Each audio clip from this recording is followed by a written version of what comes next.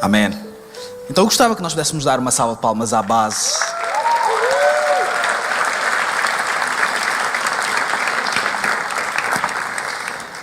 Não só ao Lucas e à Nicole, mas a todos os que estiveram a servir também, a fazerem parte da nossa igreja. A base é o nosso grupo de jovens e eu estava a ser ministrado por tudo aquilo que nós acabamos de viver e estava-me a lembrar da primeira vez que eu preguei também. Da primeira vez. E não é fácil, não é fácil.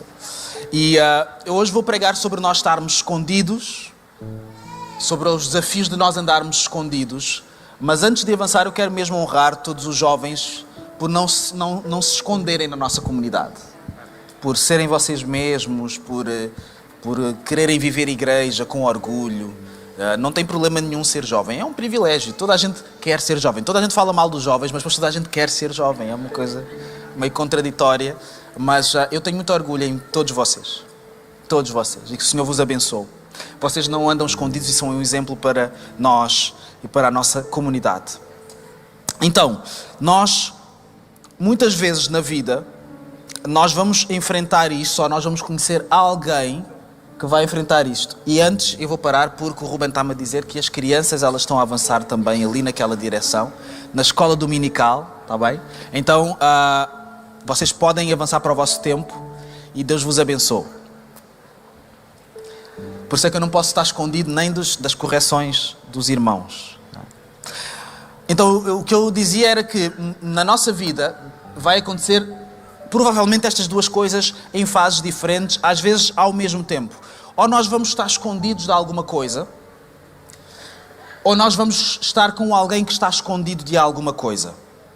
Uma vez eu ouvi um pastor chamado Paul Scanlon. Ele já não é mais pastor, ele serviu durante muitos anos e depois jubilou-se, mas ele continua a ensinar e ele dizia que a igreja deve ser um sítio com muitas salas, deve ser uma casa com muitas salas para diferentes pessoas. E há uma sala para os escondidos, há uma sala para as pessoas que não querem falar com ninguém, não querem falar da sua vida, nem ouvir da vida de ninguém, elas querem entrar e querem sair. E quem nunca viu ninguém assim? Quem nunca viu, quem nunca se encontrou de repente a querer ser ou ser tentado a ser essa pessoa? Eu quero entrar na igreja, eu quero só fazer a minha parte, eu quero ir embora. E não é só pessoas que ficam sentadas, às vezes nós vimos cá, nós servimos, e eu vou só servir, eu vou só fazer aquilo que é suposto fazer, assim que terminar eu vou para outra. Porquê? Porque é preciso uma sala até para pessoas assim também. O importante não é se as pessoas estão numa fase e precisam de sair. O importante é, enquanto elas não saem dessa fase, onde é que elas ficam na igreja? Onde é que elas devem estar? Mas eu quero ler convosco João, capítulo 20, versículo 19. O contexto é o seguinte. Jesus, ele tinha morrido, ele foi entregue, foi morto na cruz. Nós já ouvimos algumas coisas sobre isso hoje. E no sábado ele permaneceu morto, mas no domingo ele ressuscitou para a glória do nosso Senhor Deus.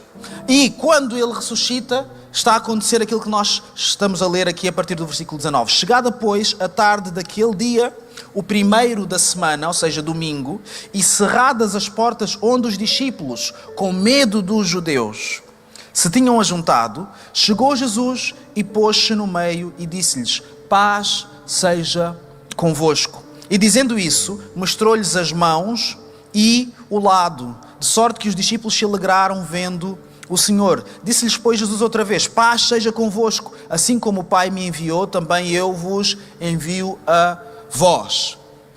Então este é o cenário. Os discípulos, eles viram Jesus morrer, eles estão fechados em portas, com medo de serem apanhados, de serem atacados, de lhes fazerem algum tipo de mal, de fazerem a eles aquilo que fizeram a Jesus também. Então eles estão fechados numa sala. Mas mesmo assim fechados, com as portas trancadas, com as portas fechadas, ninguém sai, ninguém entra, Jesus, ele entra. E eu gostava de começar por aqui, deixar uma dica para todos nós, que Jesus entra. A gente pode fechar as portas, a gente pode trancar as portas. Chama os teus melhores amigos que trancam portas. Diz para eles trancarem tudo. Se o Senhor Jesus quiser, Ele vai entrar. Ele vai entrar. Não me interessa quem tu és. Nem interessam as razões, que são importantes. as razões pelas quais as portas estão fechadas. Jesus pode entrar. E se houver portas fechadas aqui hoje, o que eu tenho para dizer é que Jesus ele pode entrar. Se calhar há portas que estão fechadas. Jesus ele aparece e ele vai dizer com tranquilidade: paz seja convosco. Bom dia, está tudo bem? Estás aqui? Sim. Jesus ele vai entrar se ele quiser. E eu sei que ele quer entrar na nossa vida. Eu sei que ele quer entrar em todas as áreas da nossa vida e visitar todas as salas, todos os cantos e percorrer e estar connosco. Então, podemos fazer isso de duas maneiras. Tu podes fechar as portas e Jesus ele vai entrar, ou então tu podes abrir as portas e ele vai entrar. São só as duas maneiras que existem. Pode demorar, mas eu creio muito nisso, que Jesus ele vai entrar. E ele entra quando está com os discípulos e ele mostra as mãos e o lado. Esse pormenor é importante porque quando nós lemos a crucificação de Jesus, nós vemos que ele foi trespassado pelos pregos nas suas mãos, também nos pés, e que a certa altura, depois de Jesus morrer, ele também foi trespassado de lado.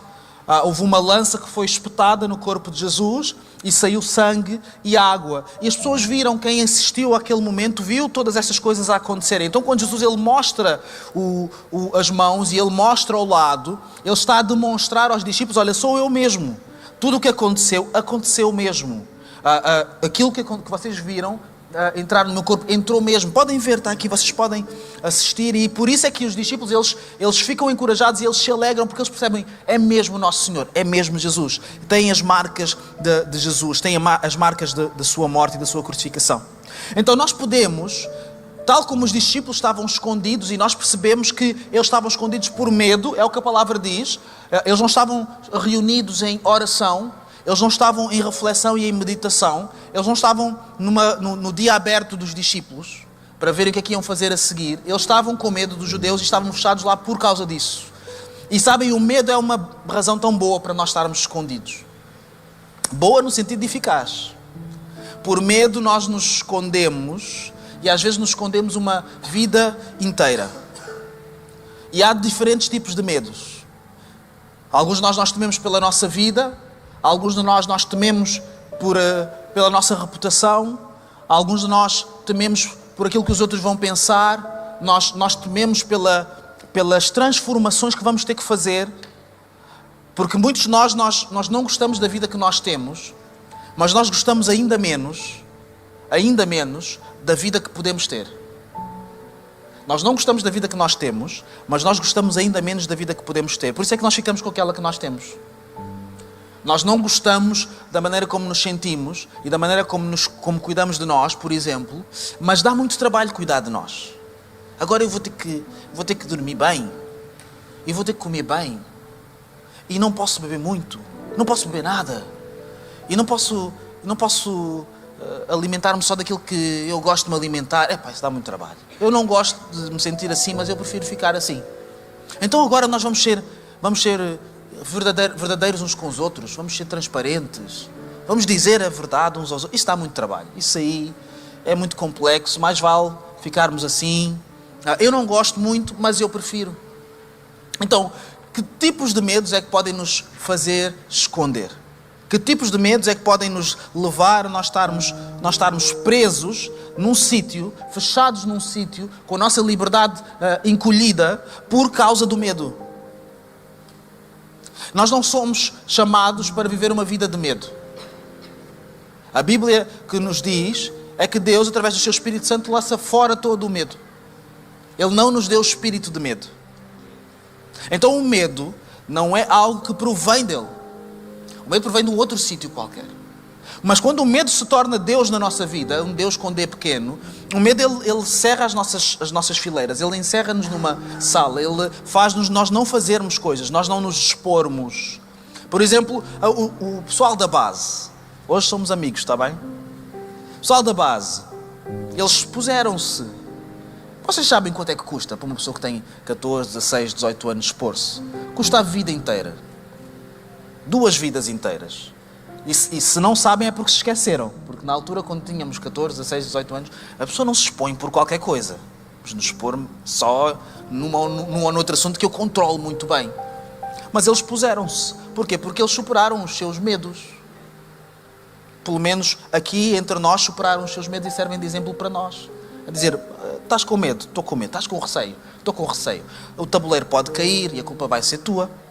Depois o pastor vai falar contigo. Estás com medo, mas amas mais o medo ou amas mais o privilégio de servir a igreja? Amas mais o teu medo, amamos mais os nossos medos ou amamos mais o privilégio de sermos livres? Ser livre dá muito trabalho. Sair da sala, sair do quarto e enfrentar a realidade é complexo, porque eu sei lá o que é que vai acontecer, eu sei lá de onde é que vem o perigo e quem é que está comigo, quem é que está contra mim. Mas nós não precisamos de afastar completamente todos os medos e fingir que não temos medo. Nós precisamos só de escolher amar mais outras coisas. Dizer, eu estou com medo, estou com medo, tenho muitos medos. Tenho 16 mil medos sobre a igreja. 16 mil maneiras de como isto pode correr mal, e se acontecer aquilo, e se acontecer isto, e se eu me esquecer. Eu fiz a pregação, mas se me deram uma branca, se eu me esquecer. E está na internet, as pessoas vão ver e vão fazer, como é que se diz shorts? É shorts, não é? Vão fazer reels e shorts e essas coisas, e depois vai aparecer, nunca mais ninguém me vai respeitar, os outros pastores depois vão saber e vão mandar mensagens a dizer estou contigo, mas no fundo eu não vou acreditar, vou pensar que eles estão a dar-me uma dica, olha, eu vi. Estou contigo, eu vi. Queremos viver uma vida de medo? O medo está sempre ali à nossa espera, é o nosso companheiro fiel. Precisamos só de escolher amar outras coisas. Olha, eu sei que tu estás aqui, mas eu amo mais o privilégio e a oportunidade que Deus está a criar para a minha vida, de poder ministrar para outras pessoas. Eu amo mais eu ser eu mesmo. Eu amo mais ser a pessoa que Deus me chamou para ser. Eu amo mais eu poder ser verdadeiro e dizer aquilo que o Senhor tem colocado no meu coração. Eu amo mais poder dizer, olha, tenho medos e vou avançar com a minha vida mesmo assim. Então, nós podemos estar escondidos por causa do medo, mas precisamos, pelo menos, apenas de amar mais Deus do que o medo. E é interessante que, mais à frente, ainda no capítulo 20 de João, no versículo 26, passado 8 dias, cerca de uma semana, eles estavam outra vez dentro e com eles Tomé. Só que Tomé não tinha estado no primeiro encontro com Jesus, ele não estava presente. Os outros estiveram presentes, mas ele não estava presente, então ele não viu, ele não sabia. Chegou Jesus, estando as portas fechadas, e apresentou-se no meio e disse, paz seja convosco. Depois disse a Tomé, põe aqui o teu dedo e vê as minhas mãos, chega à tua mão e põe-te no meu lado, não sejas incrédulo, mas crente. Porquê? Porque Tomé, tendia para ser incrédulo, ele dizia, não, isso para mim não é suficiente. Eu sei que eu estou-te a ver, mas eu preciso tocar. Eu sei que eu estou-te a ver, mas eu preciso de experimentar. Eu percebo que parece que é Deus que está aqui, mas eu quero ver alguma coisa diferente. E há muitos Tomés. E não há problema, há uma sala para Tomés também na igreja. E é importante nós aprendermos com os Tomés na igreja, porque eles nos ensinam muitas coisas.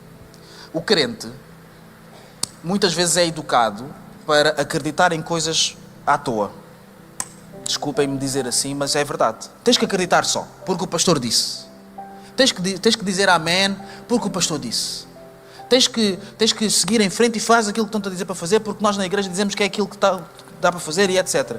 E às vezes há pessoas que precisam mesmo é de que se fale assim com elas, ok? Há pessoas que às vezes elas estão tanto tempo paradas no mesmo sítio que elas precisam de um empurrão e não vamos conversar mais, vais fazer assim e acabou. Mas isso é só às vezes. O que nós não aprendemos quando nós entramos neste tipo de educação religiosa é que aquilo que nós aprendemos não é apenas para nós dizermos amém. Amém significa que assim seja. Que isto seja realidade, que isto se cumpra entre nós. Quando eu digo amém a alguma coisa, é porque eu quero ver aquilo. Nós não podemos dizer que Deus transforma as nossas vidas e as vidas não estarem transformadas. Peço desculpa, isso não faz sentido nenhum. Nós não podemos dizer que Deus melhora a nossa vida e Deus é a melhor coisa que nos aconteceu e Deus faz-me bem. Se Deus não me faz bem nenhum, isso não faz sentido nenhum. Não tem razão de ser. Eu quero viver as coisas que estão escritas na palavra para eu viver. Eu não quero falar só sobre elas. Eu quero dizer amém e que elas sejam uma realidade na minha vida, na vida dos meus irmãos. E os Tomés são importantes por causa disso, porque eles testam isso à prova. Eles dizem, eu não quero só ver, eu quero tocar. Eu quero tocar. Eu quero experimentar. Mas atenção, Tomés, que estão a ouvir. O Tomé é uma pessoa que tem falta de fé. E que está escondida atrás da falta de fé. São importantes, mas estão escondidos atrás da falta de fé. E quantas vezes nós não estamos escondidos por causa da falta de fé? Até escondemos a nossa falta de fé. A pior coisa que pode-se dizer na igreja: eu não acredito. Toda a gente entra em pânico. Eu não acredito. Eu não sinto. Isso que está aí, eu não sinto. Eu percebi, eu compreendi tudo. Foi claro a ideia.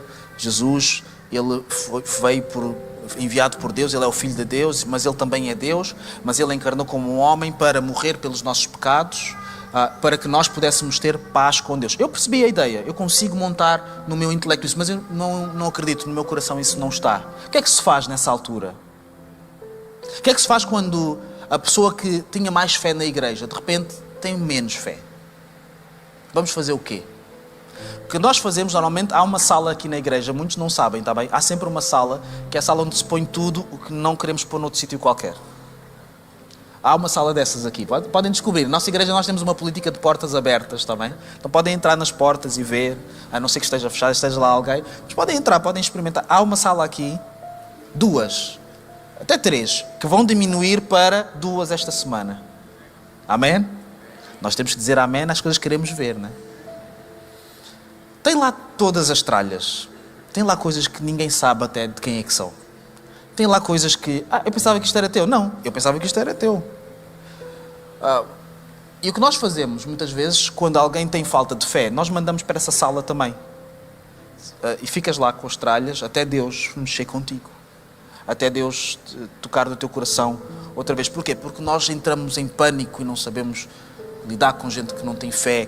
Sobretudo pessoas que já tiveram fé e que de repente são abaladas na sua fé e dizem: olha, eu estou aqui, eu estou a louvar a Deus, mas o meu coração não está totalmente aqui. Há 2 anos que eu estou aqui assim, há 1 ano que eu estou assim, e as pessoas estão aqui escondidas. E eu gostava que nós pudéssemos criar uma sala específica para estas pessoas, mas não a sala das tralhas, uma sala bem cuidada, uma sala arrumada como a nossa sala que está aqui também. Também temos salas bonitas, também, onde as pessoas elas podem caminhar com outras pessoas na sua falta de fé. A dizer assim: olha, eu já tive mais o meu coração já ardeu mais pelo Senhor. Mas se tu queres, tu podes orar por mim. Tu podes fazer aquilo que eu não consigo fazer por enquanto. Tu podes me ouvir. Alguém pode me ajudar.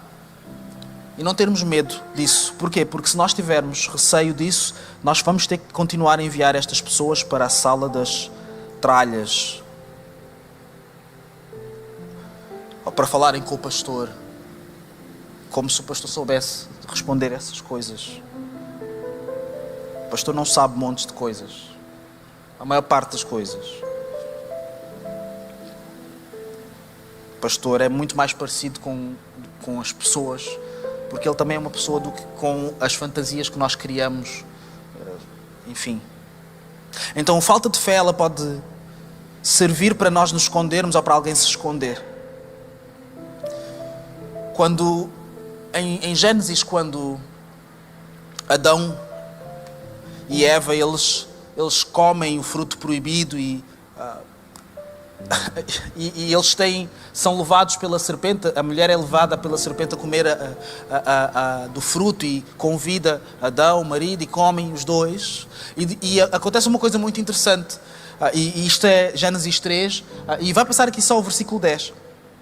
Em que Deus ele aparece para estar em comunhão com o homem, para estar em comunhão com Adão e Eva.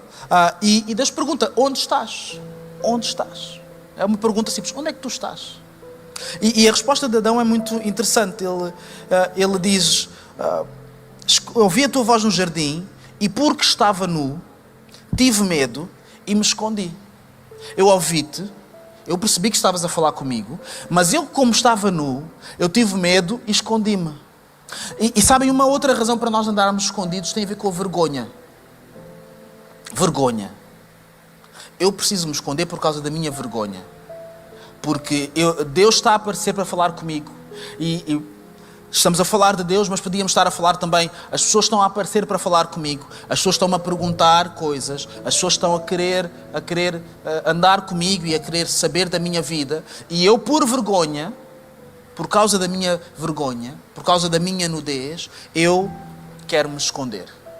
Como Adão se escondeu do próprio Deus. E sabem, a vergonha, ela é um manancial, um sítio eficaz, o sítio mais eficaz onde nós podemos nos esconder. Encontrar razões para não aparecermos mais.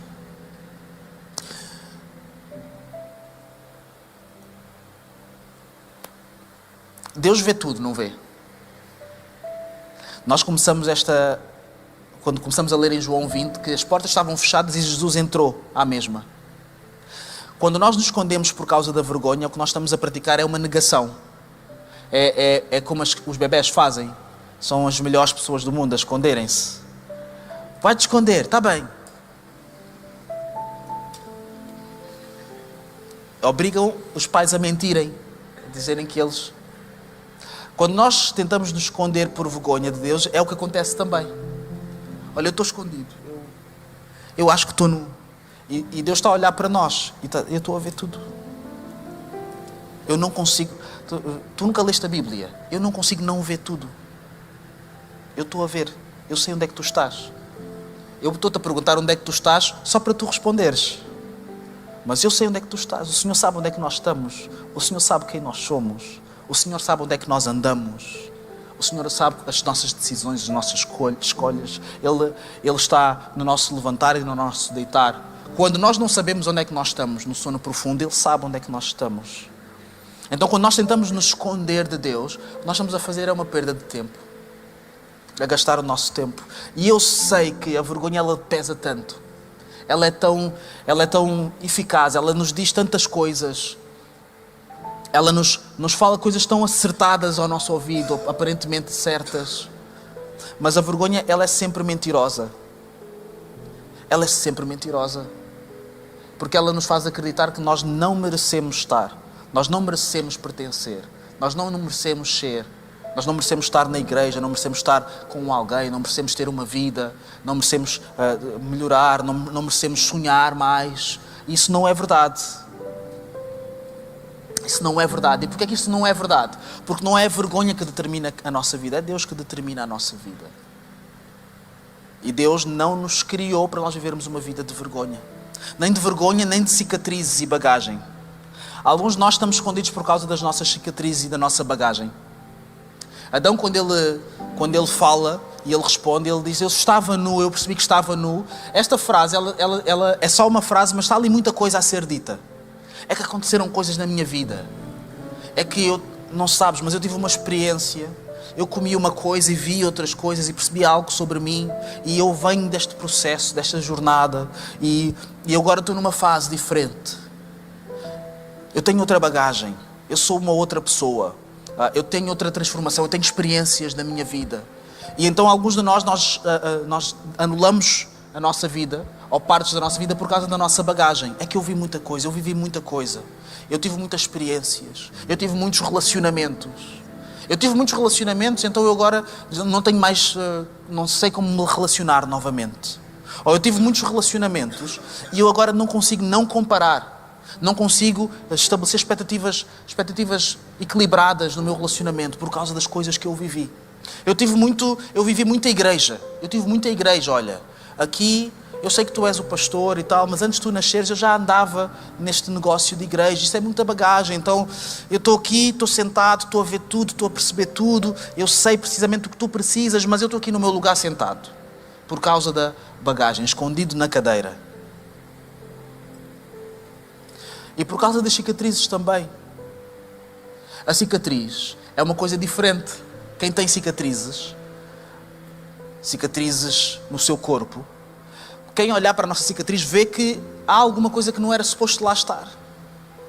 Alguma coisa aconteceu. Quem é que te fez isso? Porquê? Foste tu que pecaste ou foram os teus pais? Onde é que tu andaste? Porquê é que permitiste? E nós não queremos entrar nessas explicações, pois não. Eu não quero que as pessoas olhem para as minhas cicatrizes e comecem a pensar coisas ou a perguntar: então o que é mais fácil? Eu escondo as minhas cicatrizes. Eu cubro as minhas cicatrizes.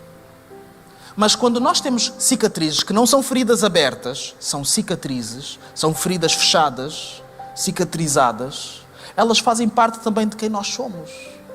Fazem parte da experiência também. Então nós não devemos nos esconder por causa das cicatrizes, nem por causa da bagagem. Nós devemos usá-las como deve ser. Não devemos andar escondidos por causa disso, nem com isso, a trazermos a nossa bagagem de um lado para o outro, e onde nós andamos ela vem connosco. Não, nós devemos usá-la bem. A Bíblia diz em 1 Coríntios, no capítulo 15, versículo 21, visto que a morte veio por um homem, também por um homem veio a ressurreição dos mortos. Porque assim como em Adão todos morrem, assim também todos serão vivificados em Cristo. Todas estas coisas que nós estamos a falar, há duas maneiras de nós as encararmos.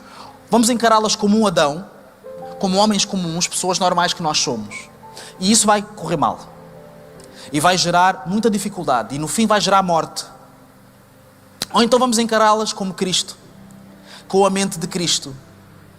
Por causa de Adão, que pecou, todos foram encontrados em pecado. E todos somos solidários nisso. Mas por causa de Cristo, que morreu pelo pecado, todos nós temos a oportunidade de nos encontrar na graça e na misericórdia e uma nova vida com o Senhor Jesus. Então nós temos só que escolher. Como é que lidamos com as cicatrizes? Como é que lidamos com a bagagem? Então nós precisamos e podemos em Cristo transformar as nossas cicatrizes em mapas. A minha cicatriz pode servir para ser um mapa. A dizer assim, olha, estás a ver isto aqui? Imaginem Jesus, estás a ver este furo aqui? Olha, isto foi um prego que entrou, que eu estava na cruz, doeu muito, foi muito doloroso, foi uma experiência horrível, mas olha, isso cicatrizou. Isso quer dizer que tu podes ter experiências horríveis e que elas podem cicatrizar também. Isso é um mapa para a tua vida. Estás a ver a cicatriz da minha vida? Estás a ver a cicatriz daquela mágoa que eu vivi? Estás a ver a cicatriz de um relacionamento que correu mal, falhado? Isso é um mapa. Olha, se tu fizeres diferente do que eu fiz, tu vais viver diferente do que eu vivi também. Então nós precisamos transformar as nossas cicatrizes em mapas para outras pessoas. Não há nenhuma celebração em alguém ter que passar por coisas erradas. Não há esse desejo nem da minha parte, nem da nossa parte como igreja. Nós queremos é que as pessoas tenham uma vida boa. Mas se nós passarmos por coisas não tão boas, o nosso desejo é que as pessoas possam pegar nisso, nessas feridas, elas cicatrizem e elas se transformem em mapas para outras pessoas. Então as nossas cicatrizes, elas podem e elas devem ser mostradas. Não em qualquer lugar, não de qualquer maneira, mas elas devem ser reveladas sim. Dizer, olha, eu gostava de te mostrar aqui uma coisa. Eu acho que está no momento de tu veres algumas coisas sobre mim. Acho que está no momento de tu veres realmente o que é que Deus fez na minha vida. Então, olha, eu vou abrir aqui a minha cicatriz. Tu podes experimentar, podes tocar a cicatriz. E há tantas cicatrizes aqui na igreja. Há cicatrizes de pessoas que passaram por problemas mentais graves, por depressões. Não depressão daquilo que hoje em dia qualquer pessoa diz que está em depressão. Não, depressão clínica. Depressão em que a pessoa realmente é afetada na sua vida, na sua produtividade. Pessoas que superaram divórcios. Queres saber o que é um divórcio? Eu acho que era interessante uma pessoa antes de se casar, ela saber o que é um divórcio. Eu acho que era interessante. Algumas pessoas sabem, elas podem mostrar cicatrizes e dizer, olha, queres tocar aqui? Olha, vou-te dizer o que é que eu passei. Pessoas que recuperaram de vícios e que cicatrizaram. Queres saber? Olha, antes de querer experimentar coisas e de quereres ver as opções e o que o mundo tem para oferecer, eu vou-te mostrar onde é que eu andei. Uma das vantagens de ser... Não é só ser pastor. Uma das vantagens de nós andarmos em comunhão, verdadeira comunhão, é que nós podemos viver as vidas dos outros. Vivemos a vida dos outros sem sairmos da nossa. Eu já sei o que é isso. Eu sei onde é que isso vai dar. Eu já sei. Eu tenho um irmão que também ele começou assim numas conversas esquisitas com uma pessoa que não devia ter conversado. Eu sei onde é que isso vai dar. Então eu já vivi isso. Eu já vivi a dor. Eu já sei. Não preciso viver. Já vivi, obrigado. Vou passar essa. Eu já sei já sei onde é que vai dar as pessoas não falarem coisas no momento certo, na hora certa, e não serem vocais, verem algo e não dizerem nada. Eu sei. Houve uma pessoa que isso aconteceu exatamente e ela por causa disso teve que passar por aquele processo e por aquele processo. Então eu já vivi isso, irmã, obrigado. Eu vou fazer diferente. Eu vivi essa vida. Então nós podemos viver 1000 anos se andarmos mais em comunhão uns com os outros. Podemos viver. E há muitas coisas quando nós andamos em comunhão que nós aprendemos e nos tornamos também. Nós aprendemos o que é ser uma mulher um pouco mais, o que é ser um homem um pouco mais, o que é ser um jovem, uma criança um pouco mais, o que é ser um idoso, o que é ser alguém que está a passar por uma tragédia na sua família, o que é ser um pai que tem que enterrar um filho. O que é uma série de coisas só através da comunhão. Então tu não precisas viver todas as vidas. Eu também não. Nós precisamos é de andar mais em comunhão. Há coisas que eu vivi que tu não precisas de viver. E se calhar há coisas que tu viveste que eu também não preciso de viver. Eu vivo a tua vida. Eu vivo através de ti. E assim eu evito muitas coisas. Então vamos transformar as nossas cicatrizes em mapas e vamos transformar a nossa bagagem em testemunho. Nós temos bagagem. Temos é que usar bem. Eu tenho muita bagagem, eu vivi muitas coisas. Ok, isso serve para quê? Agora, a bagagem que nós temos e que é meio esquisita, ela se calhar vai dar um bom testemunho esquisito. Porque há pessoas que elas precisam de aprender o que fazer com a sua bagagem também. Então nós às vezes andamos só com a bagagem de um lado para o outro, com as nossas experiências, com os traumas de um lado para o outro, e esquecemos-nos de transformar isso em testemunho. Onde é que está Deus no meio desta história? Como é que eu posso contar esta história de forma a mostrar às pessoas o que é que Deus pode fazer quando alguém tem o tipo de bagagem que eu tenho? É isso que as pessoas precisam de ouvir. É isso que as pessoas precisam de saber. É isso que nós precisamos de dizer uns aos outros. Não é só, eu tenho bagagem. Bagagem temos todos. Eu quero é saber o teu testemunho. Como é que tu vives a tua vida? Como é que tu levantas de manhã e olhas para a tua bagagem, mas ao mesmo tempo ela já não te afeta? Eu quero saber como é que tu chegaste aí, qual foi o processo. Então temos que transformar a bagagem em testemunho. Colossenses no capítulo 3 diz: pensai nas coisas que são de cima e não nas que são da terra, porque já estáis mortos e a vossa vida está escondida com Cristo em Deus. Quando Cristo, que é a nossa vida, se manifestar, então também vós vos manifestareis com Ele em glória. Quem está em Cristo tem não só a oportunidade, tem o dever de pensar nas coisas que são de cima, pensar de maneira diferente, de transformar o seu entendimento, como diz em Romanos 12, continuamente. Então nós temos que repensar como é que nós vamos viver escondidos. Em Adão, com Adão, vivemos escondidos de Deus. Temos que nos esconder de Deus. Somos Adão, vamos nos esconder de Deus. Porque há muitas coisas que não são dignas de mostrar. Hoje em dia, com relativa facilidade, eu não quero assustar ninguém, isto é muito improvável de acontecer, mas é totalmente possível. Com relativa facilidade, alguém entra numa coisa destas e descobre tudo sobre mim. Alguém entra no telemóvel de alguém e descobre. Quem quiser saber muito e se esforçar, vai descobrir a minha vida, que está nos dispositivos. Como muitos de nós vivemos através dos nossos dispositivos, as pessoas descobrem. E há pessoas que, para a nossa segurança, isto é tudo paradoxos, há pessoas que, para a nossa segurança, o trabalho delas é esse. Veem o que algumas pessoas andam a fazer, o que é que elas compram, onde é que comem, onde é que andaram, onde é que o telemóvel andou, na cidade.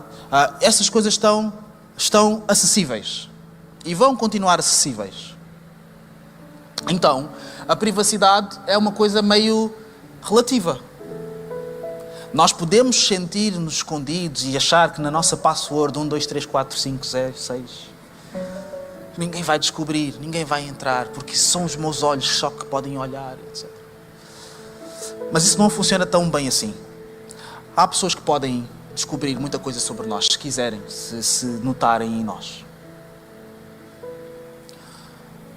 Então nós podemos achar que estamos a viver escondidos, mas nem uns dos outros nós nos conseguimos esconder como deve ser. Nem nisso nós conseguimos ser completamente competentes a fazer isso. Mas podemos tentar. Podemos nos esforçar para vivermos escondidos, para vivermos diminuídos, para vivermos uma versão. Alguns de nós desistimos de ser pessoas. Nós somos avatares. Para quem não sabe o que são avatares, são... eu também não sei muito bem, eu vou só dizer. A minha versão do que é que eu acho que é um avatar. É um boneco que representa uma parte de quem nós somos, tem de alguma forma uma inspiração em nós, tem partes de nós, mas não somos nós completamente. E todos nós somos tentados nesta era a sermos um pouco avatares. Eu vou mostrar quem eu sou, uma parte, vais saber, vais ver o que eu te mostrar. Eu sou um avatar. E vivemos quem nós somos realmente está escondido num outro sítio qualquer. Nós podemos tentar ser como Adão e podemos esconder a nossa vida, a vida inteira, mas vamos ter que desistir de sermos pessoas. Vamos ter que desistir de sermos nós mesmos. Mas se nós andarmos em Cristo, e nós já lemos isto, se nós andamos em Cristo vivemos escondidos em Deus. Nós não vivemos escondidos mais de Deus, vivemos escondidos em Deus. E o que é que isto quer dizer? Eu sei que eu tenho muita coisa para aprender. Eu sei que eu não sou perfeito. Eu sei que nem toda a gente entende e não dá para conversar com toda a gente. Eu tenho mais que fazer, eu tenho que ir jogar PlayStation também. Eu não tenho tempo. Mas o que eu preciso de garantir é quem eu sou em Deus. Eu preciso ter uma consciência boa para com Deus. Eu preciso de me expor a Deus. Eu preciso de saber, quando eu saio de manhã da minha cama e vou dar o primeiro passo, quem eu sou para Deus. Em primeiro lugar.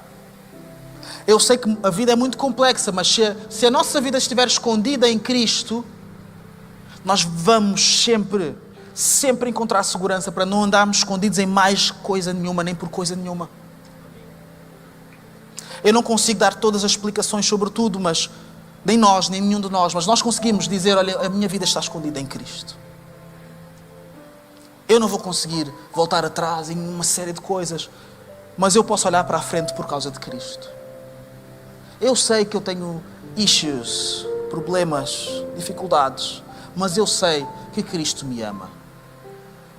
Eu sei que eu sou uma pessoa. Eu sei que eu tenho um lugar para pertencer, para estar, por causa de Cristo.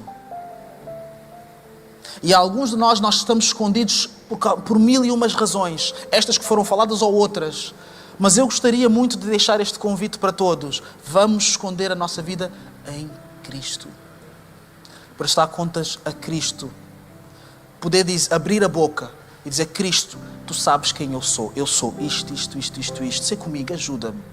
Ajuda-me a ser ainda melhor naquilo que eu tenho feito bem. Ajuda-me, Senhor, a corrigir aquilo que eu não tenho feito bem. Ajuda-me, sei comigo. E enquanto o mundo acontece, enquanto o mundo gira, porque ele nunca vai parar de girar por causa de nós sabemos porque é que fazemos as coisas.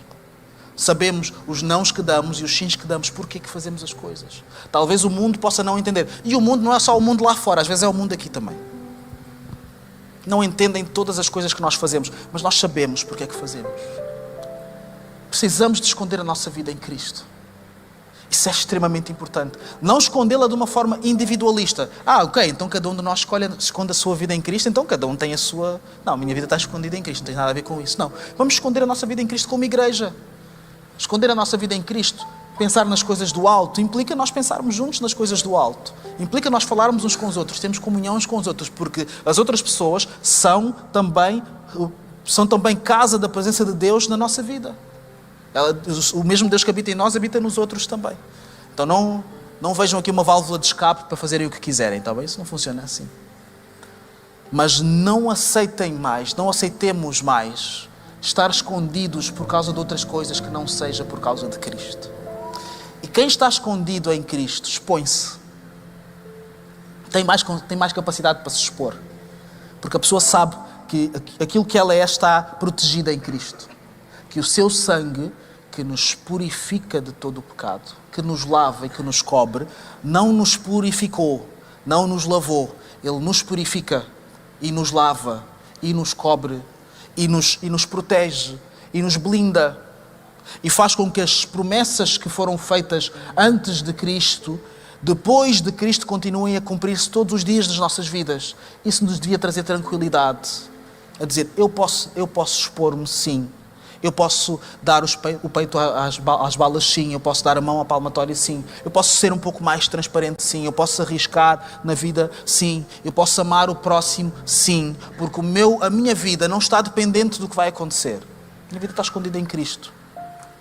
Quando nós chegarmos aí, nós vamos nos transformar nos super-homens e nas super-mulheres que nós podemos ser por causa de Cristo, como discípulos do Senhor Jesus. Vamos ficar de pé?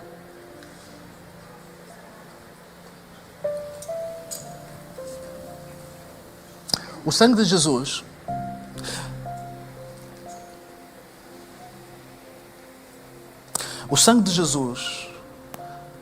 ele fala mais alto do que qualquer outro tipo de sacrifício.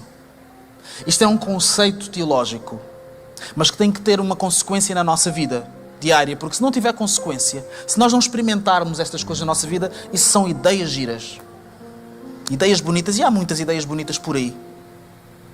A Bíblia diz em Romanos, no capítulo 5, versículo 12, porque como por um homem entrou o pecado no mundo, e pelo pecado a morte, assim também a morte passou a todos os homens, por isso que todos pecaram. Por causa de Adão, e por causa daquilo que foi feito, isso gerou consequências que vêm até a nossa vida hoje. E todos nós somos consequência não só dos nossos pecados, mas de um sistema de pecado. Há coisas que acontecem que não são culpa nossa, mas são culpa do sistema deste mundo. E este mundo ele está totalmente mergulhado num sistema de pecado. Mas vejam o que diz mais à frente no versículo 17. Se pela ofensa de um só a morte reinou por esse, muitos mais os que recebem a abundância da graça e do dom da justiça reinarão em vida por um só, Jesus Cristo. Sabem o que está aqui escrito? O pecado entrou por Adão e todos pecaram em Adão. Muito bem. Isso é duro. Mas a morte do pecado também entrou por causa de um homem e todos nós beneficiamos por causa disso. Esse homem é Jesus Cristo. Para cada Adão, e todos nós somos um Adão, somos uma Eva, para cada um desses, para cada um de nós, há o mesmo Cristo. O mesmo Cristo. Mais à frente diz, no mesmo capítulo de Romanos, é um capítulo fantástico. Diz, há muito pecado, abunda pecado, onde abunda o pecado. E sabem onde é que abunda o pecado? Na igreja, abunda pecado. Abunda sim. Nós somos mestres nessa arte. Nós não somos mais pecadores, essa já não é a nossa identidade, mas nós sabemos, não é? A gente sabe como. É fácil encontrar isso. Mas na abundância de pecado e numa situação onde poderia parecer, isto é só pecados, estas pessoas são todas contraditórias. O que a Bíblia nos ensina, no final de Romanos 5, é que superabunda a graça. A abundância de pecado. Quanto pecado é que acham que existe dentro desta sala? Não me interessa, porque existe sempre mais graça. Existe sempre mais graça. Existe sempre mais graça. Superabunda, ultrapassa sempre. Vai sempre mais além. Dura mais. Permanece mais. Fala mais alto. Fala sempre mais alto. Eu respeito a tua história. Eu também respeito a minha. Mas a graça, ela vai sempre superabundar em Cristo. Há mais graça. Eu sei que a história é complexa. Há mais graça. Eu sei que eu vou ficar escandalizado. Eu vou fingir que não vou ficar. Mas há mais graça. E é tudo o que nós precisamos. Por causa do sangue de Jesus, isto que está aqui escrito pode ser vivido hoje, aqui nesta sala. Pode ser vivido nas nossas semanas que estão a começar. Pode ser vivido no resto das nossas vidas. Então eu gostaria muito, que nós pudéssemos não só aceitar e dizer amém por dizer amém, mas dizer: eu quero viver isto. Eu quero que a graça superabunde na minha semana. Eu quero que a graça superabunde na minha vida. Eu quero aceitar isso para mim e quero aceitar isso para as outras pessoas também. Também precisam da graça e também precisam da minha graça. Se o Senhor, Ele faz superabundar a sua graça, por que é que eu não faço superabundar a minha também? Um pouco. Quem sou eu para reter graça onde o Senhor está a demonstrar graça? Quer dizer, o Senhor é que faz o trabalho, não é? Nós vimos cá, pregamos e tal. Não pode ser assim. Então, nas oportunidades que o Senhor está a revelar, e eu sei que Ele está a revelar, em que nós temos oportunidades ou de sermos graciosos com alguém, ou de aceitarmos a graça de alguém, que às vezes esse é o problema. Toda a gente nos ama, menos nós. Que nós possamos trazer estes versículos para a nossa realidade e dizer: eu quero viver uma vida onde a graça superabunda. Eu quero experimentar isso. Então quero convidar o grupo de louvor, nós vamos cantar. E quando nós estivermos a ministrar,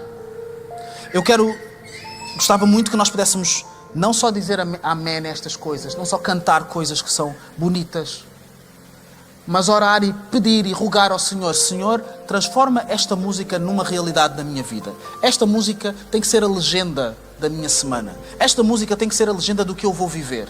Não é apenas uma música que eu vou cantar aqui no domingo e que vai terminar. Vai ser a legenda da minha próxima semana. Vai ser a legenda do resto do meu dia. Vai ser a legenda daquilo que eu vou viver. Isto tem que se transformar numa realidade. Agora vamos por um momento nos transformar todos como Tomés. E dizer: eu quero tocar. Eu só acredito nisto quando eu vir. Eu só acredito, eu preciso de ver lá, eu preciso de ver estas coisas transformarem-se na minha vida. Quem quer assumir esse compromisso? Tu queres assumir esse compromisso? É porque eu quero assumir esse compromisso.